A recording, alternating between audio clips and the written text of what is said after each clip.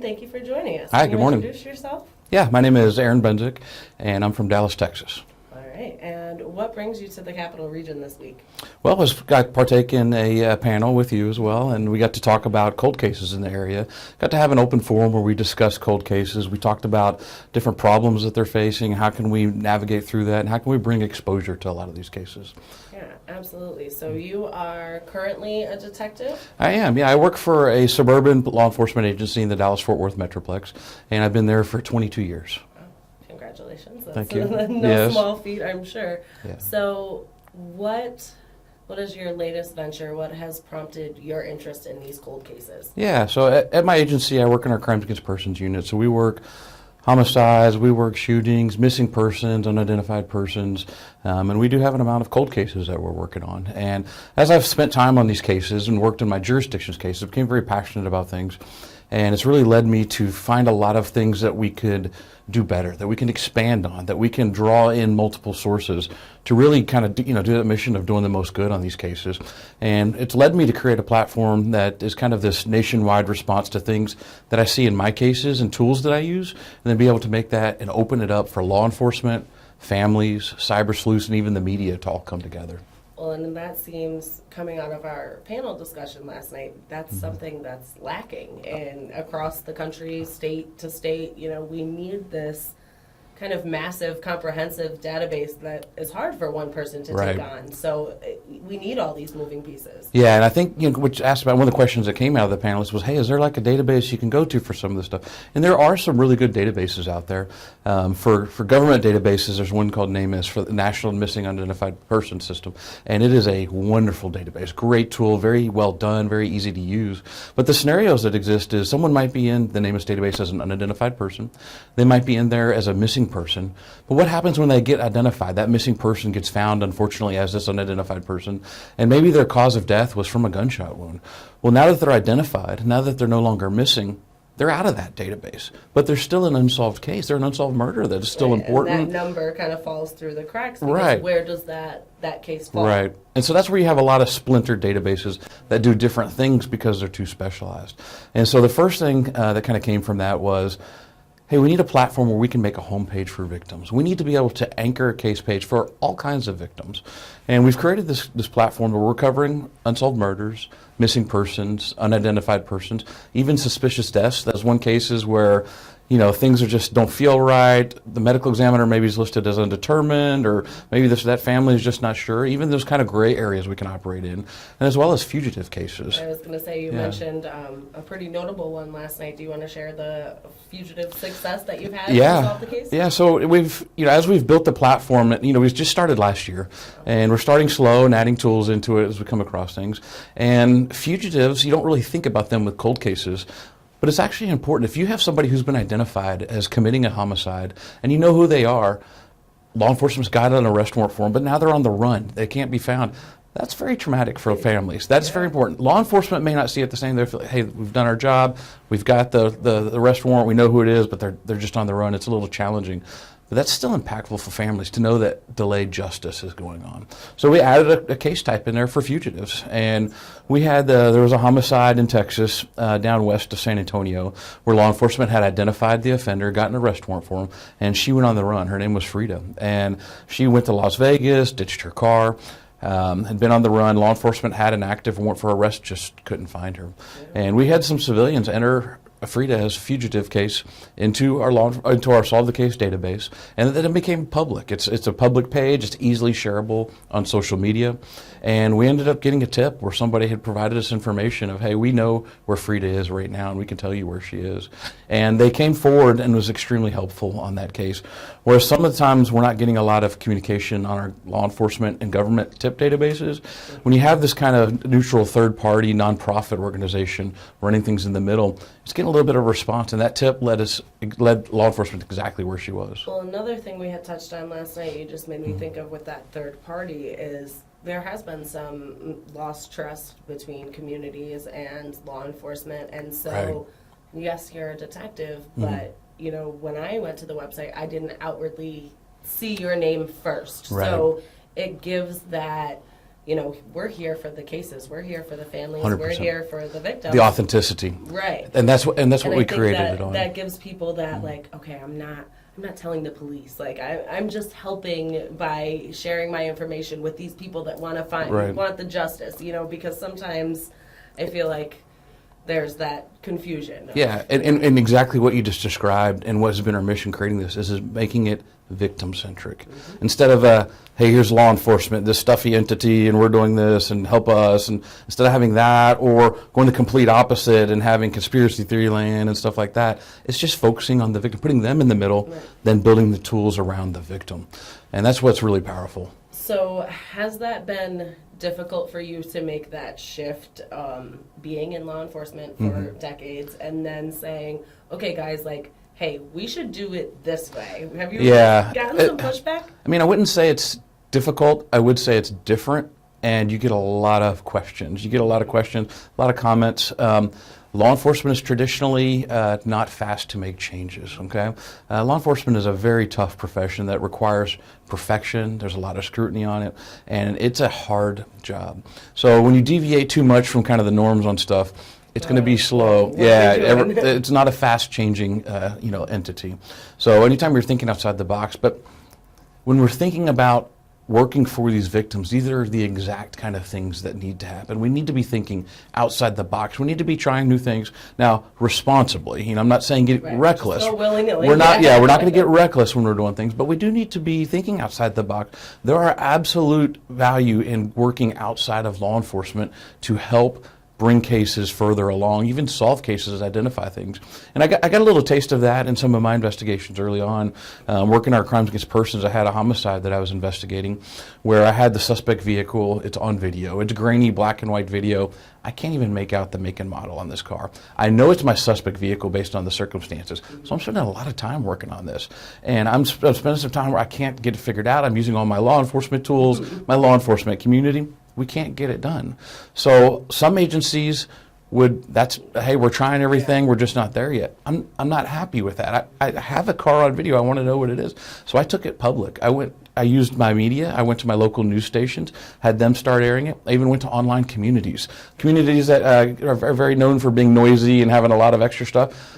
Took a little courage, but went in there, told my administration, hey, here's what we're going to do, and just trust me on this one. They supported me, and we went to this online community where we ended up getting information on, there's a lot of noise, of course, but there was information on, hey, a Lincoln MKZ. And it helped us narrow it down to a 2013, 2015 Lincoln MKZ. And I'm like, wow, super important. Yeah. Taking that responsibly, taking it outside this law enforcement bubble to expand on the resources. There are people with time and skills, and the internet has created this tool where information can be instantly known anywhere in the world. It's fast. And even, yes, there are internet experts, but some of these people that are really invested in following crime stories and stats and cases are really knowledgeable. 100%. You pick up a lot 100%, just even watching all of these things and watching the way law enforcement works. Yeah, absolutely. And it's, law enforcement, everyone in law enforcement is not cyber experts. They're not all computer experts. So expanding our resources in a responsible way is just really exciting for me. And that's just what we're building into this platform and making it victim-centric, centered around that. The sky's the limit on the things we can do as long as it's something that's positive, that's responsible, and supports victims. I think another point that you brought up, which was a good point that also came out of the panel last night, more when we were talking about DNA, but the fact that these things are taken by law enforcement and used as a lead. It's not like you're going to take a tip from someone and say, yep, that's it, we're going to go arrest the guy right now. No, you take that in and it's like, okay, that seems like it might be plausible. Let's, like you said, build out around that and see if this is actual. Right. Let's explore. Fact, yeah. The basic law enforcement function of establishing probable cause, getting legal process based on that, it's never going to change. It's something that's sound in our system and it works. So when we add these new tools, that's where the responsible thing comes in. We're not going to be reckless. We're not going to take information, and it's not like things are going to get crazy like the Wild West. They're just things that come in and talk about.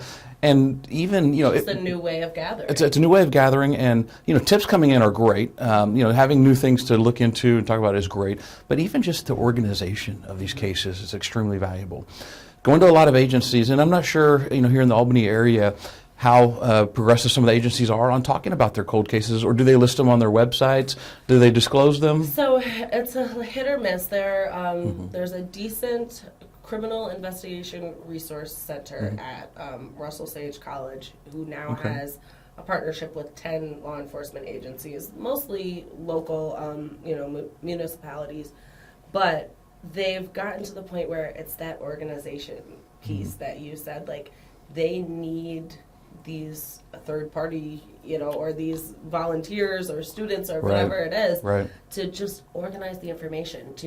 I was speaking to some of the professors there a few weeks ago, and they said just being able to give the officers something where they can do an Adobe keyword search and pull up every time one name is mentioned or one location is invaluable. Instead of spending the first week going over 6,000 documents in a case file, they can say, okay, here's where I need to start. This is where we left off. This is the information we have. So that organization piece I've found is huge. That's pretty cool. But yeah, the organization, not only is it important for the case, but it's also gets that visibility going on. There are agencies that are starting to take time to look at cases, and I've had a few come forward that have been entered into our site, and if you Google their names, they literally don't exist anywhere on the internet. Unsolved victims of murder, missing persons who names aren't out there. And that's what we want to start with by changing.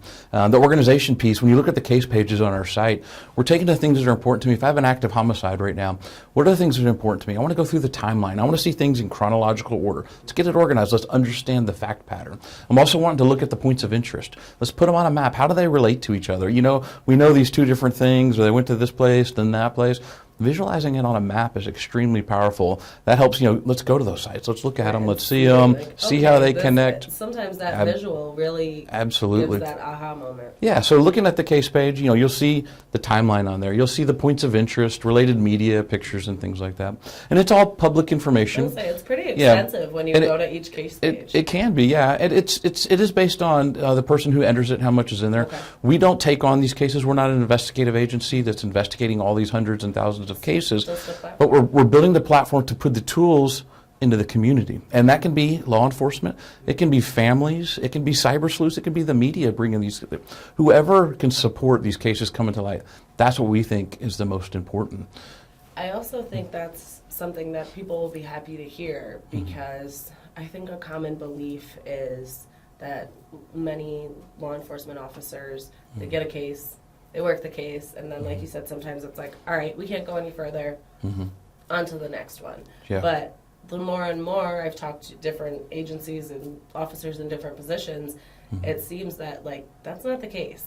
There are, just like I feel like, these are people that need to have their stories told, so do you. So I think letting the public know that yes, there are law enforcement officers that are out here wondering what happened to your loved one, even 100%. If there's nothing on Google about them. 100%, yeah. So let's get these cases brought to light. Let's get them known. Let's give them a homepage. And the homepage, law enforcement can have access to it. Families can have access to it. So it can be done in a responsible way. If people are trying to create things that get a little too crazy, there could be some oversight to where you just keep it organized. Here's the public fact patterns that we need to know about.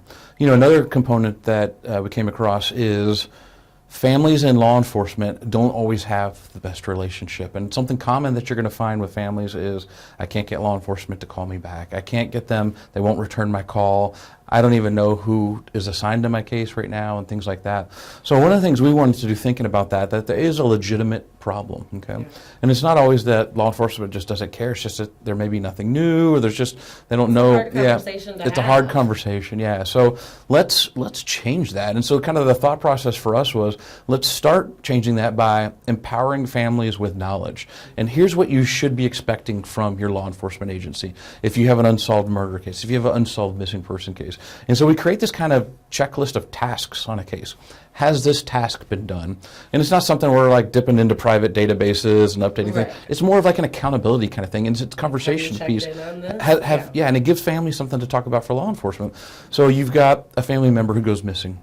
and you've reported them missing to law enforcement. Law enforcement is going to enter them on NCIC, our national computers, as a missing person. And what that does is, if that family member comes in contact with any law enforcement nationwide for any reason, a traffic stop or just anything where law enforcement checks their name, it's going to get flagged. They're going to be alerted, hey, this is a missing person. They'll check on their welfare kind of thing.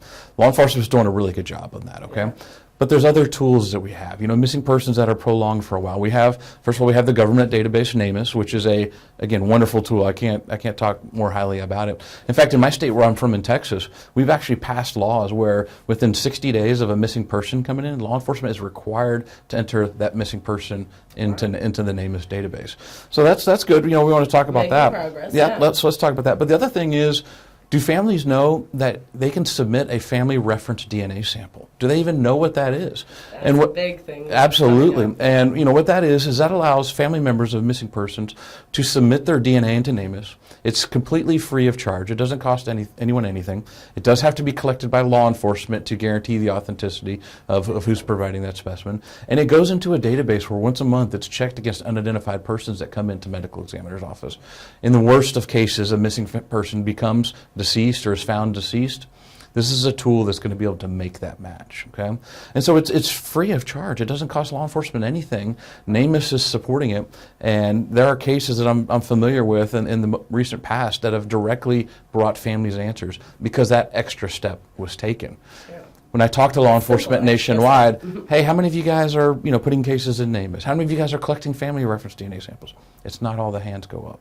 Okay, so what can we do about that? Obviously talking to law enforcement, educating them, tell everyone, platforms like this, let's empower them. Let's start with the families, let's empower everyone. So let's look at, hey, are these tools that are already out there, are we using them? In addition to thinking innovatively, creating new ways and new tools, are we using the tools that we have out there? Yeah. And so that's another part of our mission, is just that education component of empowering families. So when you give families that knowledge, it gives them something to directly talk to law enforcement about. Instead of just calling, hey, is there any updates? Do you have anything new? Hey, what about a family reference DNA sample for this missing person? Nobody's taking my DNA. And then law enforcement will be like, well, okay. Sure, now you've got conversation. Instead of just, now you've got action. Nothing yet. Right. You're coming with something. Okay, let's try this. You've got your way of doing things and your solutions, but I have a suggestion also. Like you said, when the family members have that knowledge, that it really creates a different conversation and can lead to some different outcomes. Right. And so that's really just the bridge we're trying to make. When you make a platform victim-centric and then you tie in all the entities, well, they all start talking together. They all start working together. How do you use cyber sleuths responsibly? How do you bring them in? There's a lot of people, people I met at the panel last night. A lady came up to me and was like, hey, I'm retired. I've got a lot of time. I'd like to get involved in this stuff. A smart lady, someone who could actually contribute and be smart. How can I help with stuff like that? That's wonderful when you meet those kinds of people. Yeah. And so the biggest thing I encourage people is the starting points are, there's a lot of progressions that we can go through, but the starting points are, first, let's get these stories organized and let's get them out there. Do you know the stories in your neighborhood? Do you know the stories in your agencies, the unsolved and missing person? You may be like, well, no, I don't know anything. Do you know how to access that? Right. You might go to law enforcement's website, they're not even on there. Start looking at your local media, look at what stories have been covered and things like that. And when you get them onto the Solve the Case database, you anchor them, you give a homepage for them that can then be built from. And then we're adding in tools in there for agencies where you can then look at an agency. As cases are added in there, you go, okay, hey, here's all the cases for an agency. And if they're there, they're present, they're going to be talked about, they're going to be looked at, and that can be further growth. You just reminded me of a question saying, yes, we want to talk about these cases, Mm-hmm. Recently, there was a 27-year-old unsolved homicide in Albany. There was a 12-hour-old infant that was found abandoned in a park. Wow. Devastating. Yeah. For years, 27 years, they had nothing. I hadn't even heard about this case, even covering cold cases. Yeah. And all of a sudden, they found the mother. She had lived a life and had a family after, and they had no idea. But as I was talking to someone closer to the case, she said that the quieter law enforcement is on a cold case, sometimes that's better. That means that they're working. That means a solution is coming out or a resolution. Right. Where is that balance? Because I feel like yes, that's true, and I do see that happen, but also how much work is getting done if we're not bringing these cases up all the time. Right. So I think you kind of look at it on phases of an investigation. You have that initial response however many years ago. They couldn't piece things together. They didn't have leads. So then it kind of goes into that phase where it's cold. Cold doesn't mean it's not open. It's not being worked on. It's just what can we do? Yeah. And that's kind of the phase where we're talking about, hey, let's get visibility. Let's have it being talked about. Let's have that case visible. Then there's another phase where there's progress being made again. And then when you get back to that progress, it gets a little quieter, because then you are thinking about, could there be prosecution? Could there be all those kinds of things? Where when you're in that middle phase, you're not necessarily, you're considering that and factoring that into your decisions, but it's like, we just need something. We need a spark. We need a spark here. We need something. So you get a little bit more creative. And then once you get that small thing, you have to preserve, because think about what the investigation for. At the end of the day, if a crime has occurred, someone should be held accountable for that crime, and justice comes from that court trial and that accountability. So the preservation of evidence and the different details of a case, that's when you're going to find law enforcement retract a little bit. And no, we got to keep this close to the chest. And there's a way to responsibly communicate that, and certainly family needs to know what's going on. There's a lot of times when I talk to family, I tell them, there's going to be times when I can't tell you things and I can't answer your questions. You can ask me whatever you want to. But that's not bad. But I'm not going to be able to answer your questions, but you have to trust me on this. And I when I have that conversation on the front end, then you walk with it, then they're not surprised. Then they understand why. Because, if you get this spark going, it's going to raise a lot of emotions in families. And oh my gosh, what's going on? They want to know. They want to know every aspect of that. Again, that's normal. I would want to know that if that was my family. But then there is that kind of the preservation of the case again, and that happened. And that's a legit thing that has to happen for valid reasons. It just doesn't always feel right. And sometimes I think without that conversation, it looks like, well, why are they keeping things from us? It's hard to tell that there's a reason. Yep. So there's a way to communicate, and that's with any problem in life. It always boils down to communication, from it being personal relationships to professional relationships. Right. Communication is really important.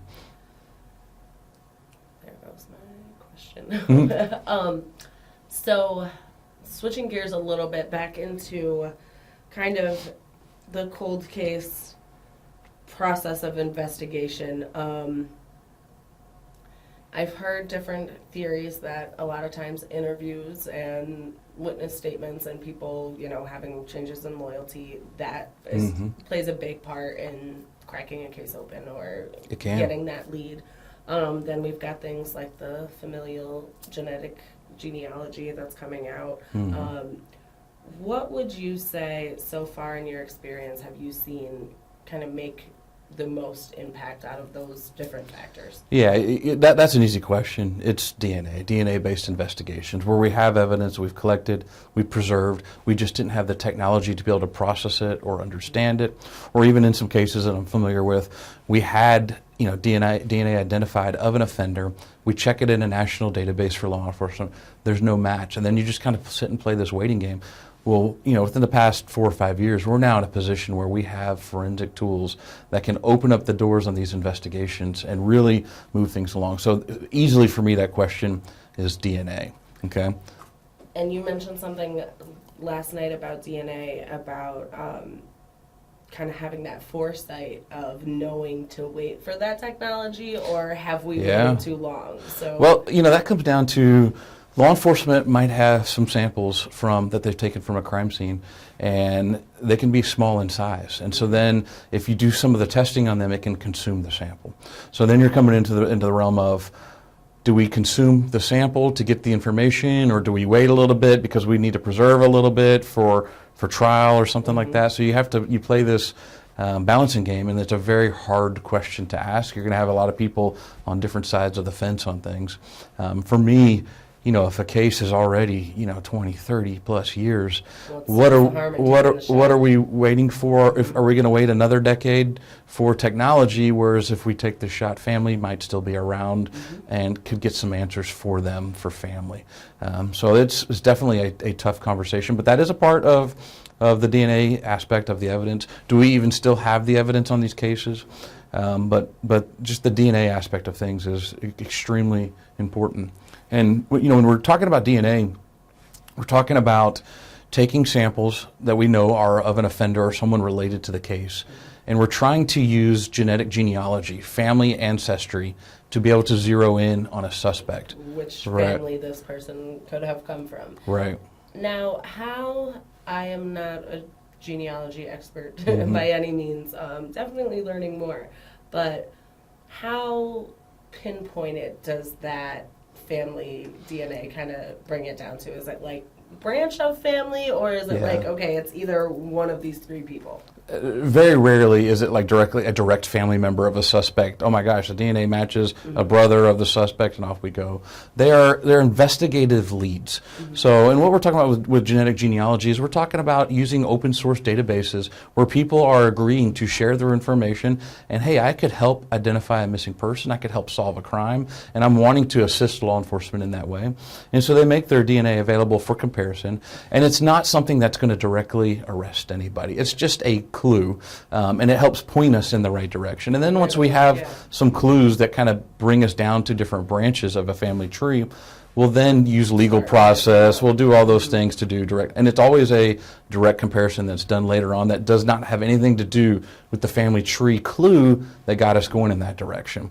So that's important to talk about, to where the genetic genealogy is never being used directly to arrest anybody. And very commonly, it is a ancestor who, it's a family member you don't even know. Like, I could have a murderer that's related to me that I don't even know they exist. I don't even know I'm related to them. It's so far away. But when you look at the genealogy of things, we're able to navigate. I can find a family member related to me that I don't even know they exist, but looking at the genealogy, I can get narrowed down onto that branch. So there's a lot of value. It's not like you're directly snitching on your family members or something. Well, maybe if they committed murder, maybe you need to be snitching on them, but that's another topic. Don't hold the secrets for your family members. Yeah. But So there's a lot of things that's being done responsibly on this. There's a lot of legislation involved in this and a lot of oversight on it, but I think it's a very valuable tool.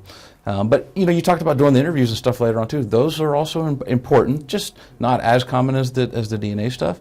But not all these cold cases we're going to have DNA on. Right. So what are we going to do with those cases? We got to rely on those We've got people. Yeah. we've got to get them visible. And talking about these cases, I talked about last night on the panel. People who know things 20, 30 years ago who didn't say something, their lives have changed now. They've grown up. They've had families. They've had children. They see and they love in different ways.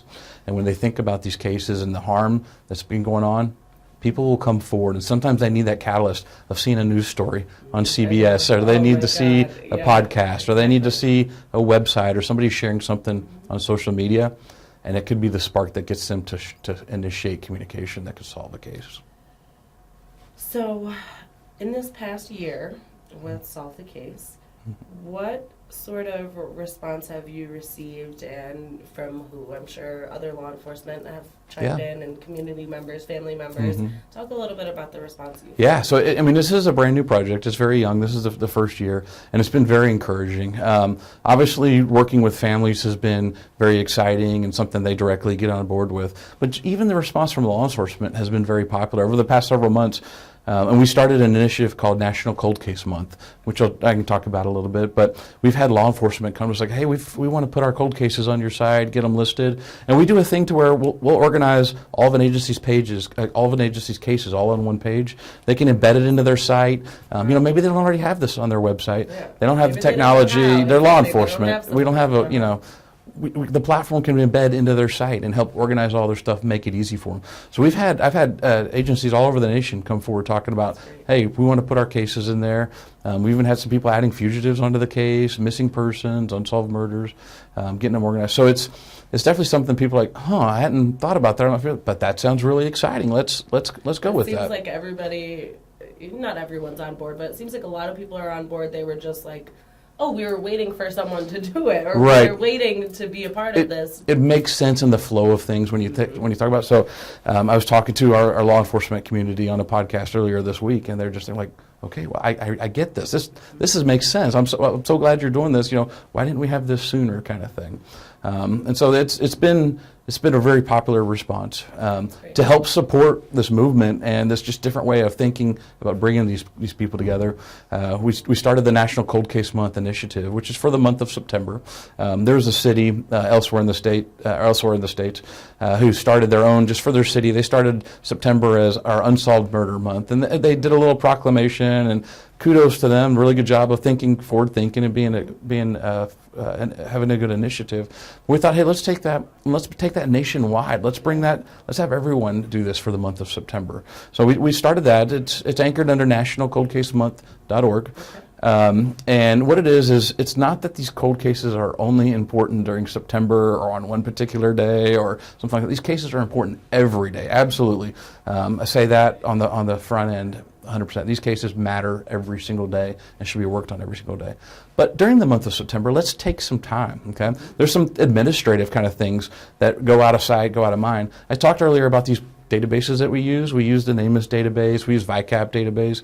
Well, who's the current contact for those cases? Your agency might have old cases in there, and the current contact is a retired detective who is long gone. Where are those notifications going? So let's do some administrative things during this month. Let's go through our existing entries. Let's update all of those contacts. And if there's any law enforcement listening to this or someone shares this with law enforcement, I guarantee you they're thinking, I wonder what our contact, I guarantee you they're thinking about that right now. Yeah.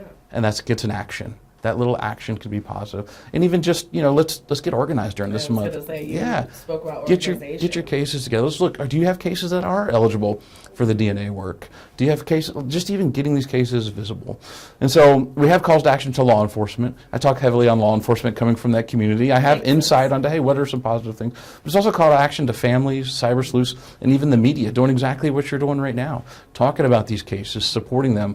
Y'all have an important role that complements law enforcement's work as we all support victims 100%. Right, and I think that's something that is missed in a lot of areas sometimes on both ends of our jobs and then also the community. Sometimes we in the media get accused of, well, you're holding back information or you're this, and it's like, it's easy to point the finger like, no, that's all Aaron gave me, but sometimes that's, that's what it is, and this is all we can share with you, but it's something. We're sharing something with you because law enforcement took the time to give us what they could, and this is what we're working with. We still want you to know, but this is all we have. And, in your shoes, I'm sure it's, we want you to know, but this is all you can have. So. Yeah, you kind of get stuck in the middle, but you have a voice. You have a voice in the community, and you have resources. I mean, you're creating this right here, like what we're doing right now. Well, law enforcement, all agencies don't have the ability to do stuff like this. So this partnership that you guys spend, you are supporting families and their victims, and super, super cool to have those kinds of partnerships. This is real stuff. Well, and you and I, across the country from each other, to be able to sit here and have so much in common and so much to talk about, even though we live in completely different parts of the country, it's a national problem. It's a national crisis. I'm so glad you said that. I'm so glad you said that. It is a national, nationwide thing that resonates coast to coast. Mm-hmm. And across, one of my points talking about the panel this morning was that it was people from across industries. We had someone from the military. We had law enforcement, of course. Yeah, that was fascinating. We had media there as well, and everyone was able to contribute and to think, okay, well, what does a reporter have to do with a cold case? It's like, no, we actually, we get invested also, I sit home and this is all I watch. This is all I do. So when I come to work and I get to help with that, it's like, oh my God, I can make a difference. I can give some sort of relief 100%. To a family member. 100%. And the way you think about it is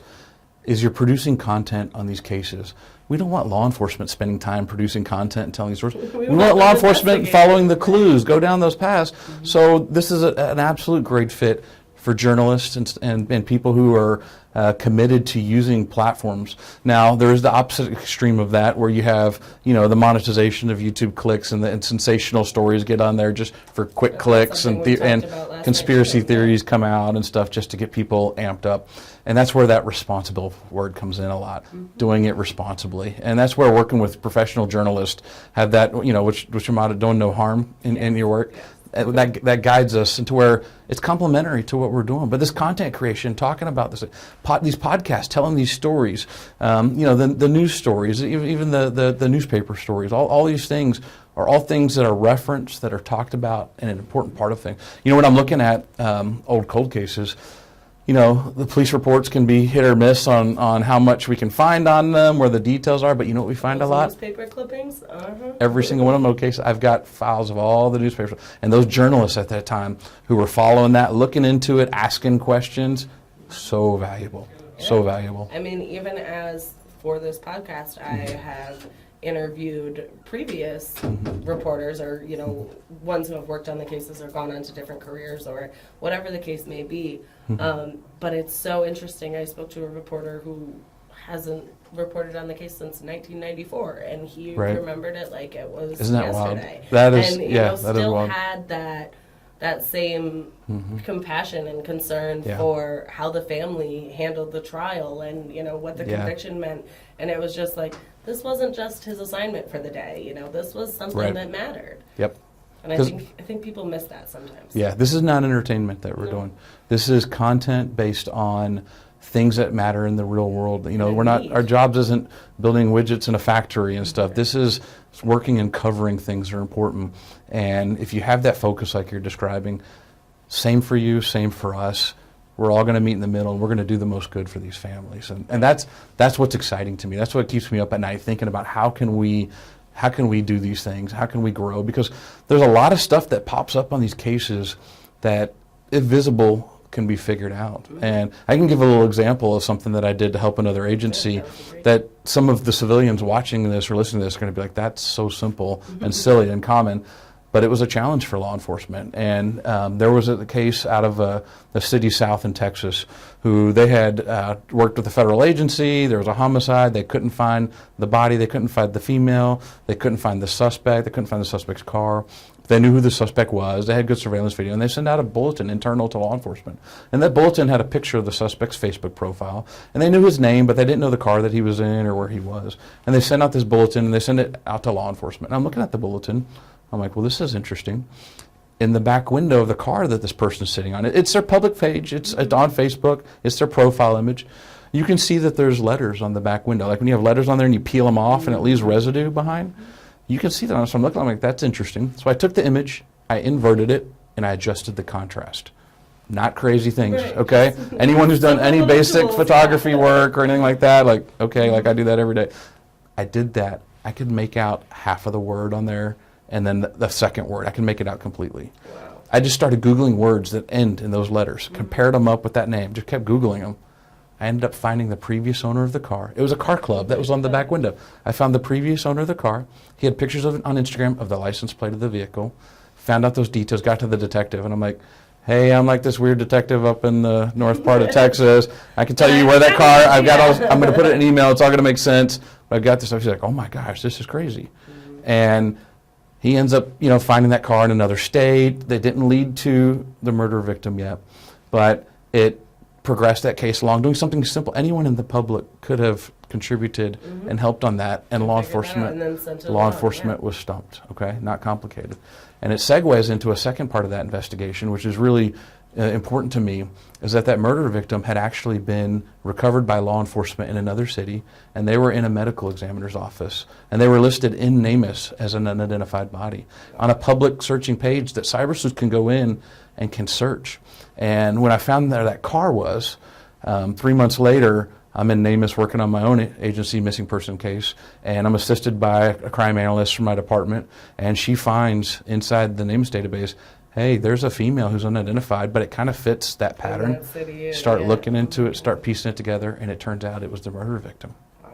So I go back and I call that detective again. Hey, it's me again. I got something else for you. Yeah, but now the family now has answers. Yeah. They know where their daughter is. And it didn't bring them any closure, but they moved to that next chapter. But if you break down that case that I'm just telling you about, public information, the unidentified person was in a national database, could be looked at. The public can search name is right now. That profile picture was a public-facing profile that was used to identify that to find the previous owner. So how do we work in those kinds of things and bring that together? Because I just happen, I can't turn my brain off. I'm always thinking, and my curiosity is always going. So I just happen to stumble across that. But how can we take clues like that and responsibly use them in time together? Yeah. It can happen. It just can't be reckless about it, but we can responsibly do that. And that's exciting for me. Yeah, definitely. I think this shift of more of a community conversation in terms of solving crimes is like, it's definitely innovative, but I think it's somewhere where people are like starting to be okay with going that way, that we aren't doing as much harm as we thought if we share some information. Right. You know, there are 3 different centers now just in Albany where they have college students now partnering with law enforcement. They're not just college students looking for some extra credit, they're criminal justice students, you know, pursuing these things, but like they're getting this real world experience. Even if they're just organizing a case file, they have their hands on real police reports, real autopsy photos. They get to listen to recorded phone calls. You know, they're really soaking in. It's a force multiplier. There's no other way to describe it as other than a force multiplier. Because the problem is there's too many cases and there's not enough law enforcement. If we say that law enforcement is the only entity that can work on this, we're never going to get ahead, because new cases are continuing to come in. And it's not a problem of heart with law enforcement. Every one of these detectives wants this to happen. Yeah, they want the answers for family. It's hard to solve crimes.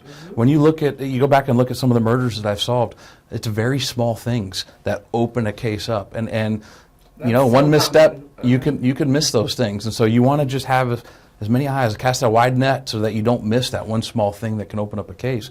But it's very challenging. I was going to say, and then you go right back to that, but too many eyes or too many things, you know, it's this really delicate balance, it seems, almost in every one of my episodes. Anyone I interview, I'm like, okay, so what's your message to the true crime community? Because yes, everyone wants to get involved, everyone wants to help, but then there are times where it's taken too far and people are trespassing on property or you know, slandering a suspect or things like that. You know, we have to find that I can help balance, but I have to know I'm not an officer. You know, the harm comes when you start coming up with theories and you start coming up with, this person looks really suspicious and this person looks really bad, and then the public starts going after that person. You know, maybe they are the person. They could be, but what are you going to accomplish? Are you going to place handcuffs and take them into jail? Are you going to have the evidence? It's just not how that it works, and it turns into a wind shot. And there is harm that comes from that, and the person could be completely unrelated kind of thing. So that's not where you want energy to go. You don't want energy going into the cyber sleuth community coming up with, hey, this looks suspicious, so let's focus energy on there. Because professionally speaking, if you're a professional investigator, you're going to be blindsided. You are getting tunnel vision when you're looking on things, and you're not going to collect all of the facts. So it's when a professional investigation connects the dots and follows the clues. Yes, you're going to have theories. You're going to have things that you think of, but the theories don't guide your investigation. The facts guide your investigation. You and might the facts think connect. so hard that it had to be this guy, it had to be this guy, and then you start investigating. It doesn't, at the end of the day, on a professional investigation, it doesn't matter what I think. It matters what the facts are.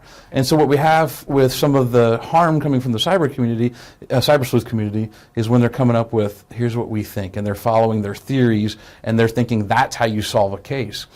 Maybe it's related, maybe it's not. Is it interesting? Do we want to talk about it? Do we want to look into it? Okay. Right. But let's keep things going. Very far with that. Take that energy and don't run it into dead ends that you're not going to be productive on.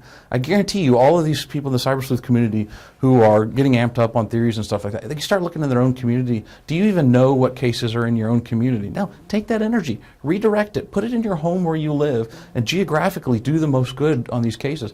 Let's get them organized. Let's get them on the Solve the Case database. Let's give them a homepage. Let's talk about them. And those are fact patterns. Here's the timeline.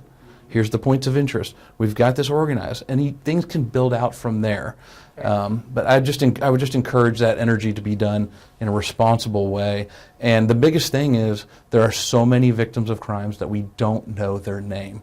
Let's give them a homepage. Yeah, I think that's one of the biggest things that's come out of this. I was rattling off New York stats. We have over 84,000 unsolved cases, and only luckily like 1,500 of them are unidentified remains. But like that's a lot. That's 1,500 people. Like who are these 1,500 people who we have their body, but we don't know who they are. That just fascinates me. That keeps me up at night thinking about things like that. That's a person. That's someone's family member, right? And we have them. That's what gets me. And all of these people were people. They had a life. Right. Someone is missing them. If you start looking at, we talked about genetic genealogy and how important that is in investigations. Some of our cases we may not have evidence on that we can use it, but in 100% of our unidentified bodies, we're going to be able to have DNA of those unidentified people can work back. So the challenges with the law enforcement and the unidentified remains community working to support those goals are the tools that we use. How many civilians have chosen to become genetic witnesses? How many civilians have helped us contribute to that? And it's staggering when you start looking at some of the databases. There's a couple of the databases. GEDmatch is one of them that is really helpful, where you can directly say, yes, I'd like to help be a genetic witness and make my stuff available. There's the Family Tree. There's several of them that support that, but there's high-end commercial ones who don't contribute or don't allow users to help at all. They have so many people in their database where if they allowed people to contribute, the stats, and again, I'm law enforcement. I'm not math. I'm not good at math. I'm in law enforcement. But you start looking, it's like 80-90% of solvability rates if you're able to use those databases. So let's get the numbers in our other databases. Let's get people to be brave and contribute. Quick question about GEDmatch, because I know that was mentioned last night. That's the database that law enforcement uses. It's one of them, yeah. Okay. Now, that's something like we were talking about. You have to go give your DNA through law enforcement. Say you use one of these commercial kind of higher level ancestry sort of things. Then you can take those results and put them into GEDmatch? You can export them. Okay. Absolutely. Awesome. You got for Christmas, you got your Ancestry.com kit that your family got you, and it's fun. You look at your DNA traits. Do you have the sprinter gene, or all those kind of fun things that you look at? It's fun for your family members. And you can take it. Yeah, exactly. Do something good with you it. can export those results from their sites, and you can import them directly into GEDmatch, into some of the other databases as well. You can directly import them, and you can choose, I'd like to be a genetic witness. And it's not something that's going to be used as direct evidence. It's never going to be even, it's a clue that points us in other places that we then get direct evidence that's used in court. So I just can't stress that enough. If you're telling me that you have 1,500 unidentified bodies, there should be zero. We have the technology. Right. We can do this, but it can't just be law enforcement. It takes the community to help us with that. And that leads me to, we'll wrap up shortly, but one of my genetic questions is now leaving me. Give me 1 second, sorry. For example, I personally, like when I'm thinking of hearing all this genetic genealogy stuff, I'm like, no, like I don't really have a big family, like there's probably nobody in my family that, could be helped by this or whatever. What would you, and then right after that, in my mind, I'm like, everyone probably thinks that, and that's, that's why we're in this deficit that we are, where we don't have all of these genetic witnesses. So what would you say to that person that's kind of questioning, will my DNA help? Yeah, so you're thinking too small. And the scales that when we're making matches, we're making it third, fourth, fifth cousins out. You don't even know who those people are. I think I'm like eighth cousins to Britney Spears or something like that is what Ancestry told me. I mean, come on. Yeah, but that's an actual genetic link that we can trace all those things back to. So you're covering thousands and thousands of people. Well, do you know thousands of your family? No. You know your local family, and you're like, we're pretty quiet. We're a boring bunch. So you're feeling, but that's not what we're after. We're not after your close family members.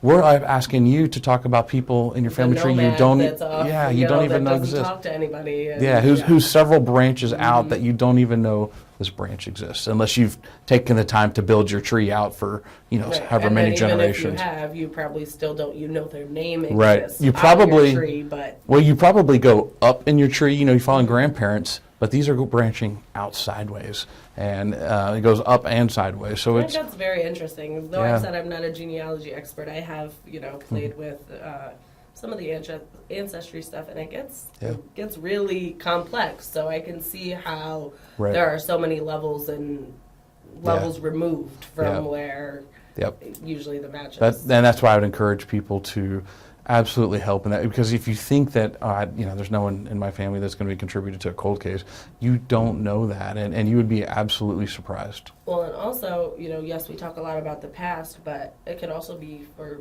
forward thinking, right? Sure. If, who knows, what if something happens to a close family member someday, and not only could you solve a crime, you could identify a missing person that's close to you that hasn't been found. And a lot of things, this is kind of interesting to talk about. A lot of the matches, when you're looking at genetic genealogy, matching unidentified remains, turns out that a lot of them haven't been reported missing by their family. And so there's a lot of circumstances where families just thought they were estranged, thought they had just left the family, hadn't heard from them in 20 years, thought they just wanted to. It's like, oh my God. Turns out they were a victim of a violent crime. Maybe there's a little bit of stuff going on. They're separated a little bit. They're a victim of a violent crime. Family thinks that they were just estranged, living their own life. No, they're a victim of a crime who's unidentified, and nobody knew. So on that note of encouraging people to be genetic witnesses, I think we need to talk about some of these missing people in our families, and maybe start looking into, hey, let's have that family conversation of, where is so-and-so? And do we know they're okay? Yeah. I think we need to ask that question in our families. Do we know they're okay, and where are they? I think it's okay to ask that. Yeah. And this is definitely being a genetic witness is a great way to help that, even people you don't know. Absolutely. Yep.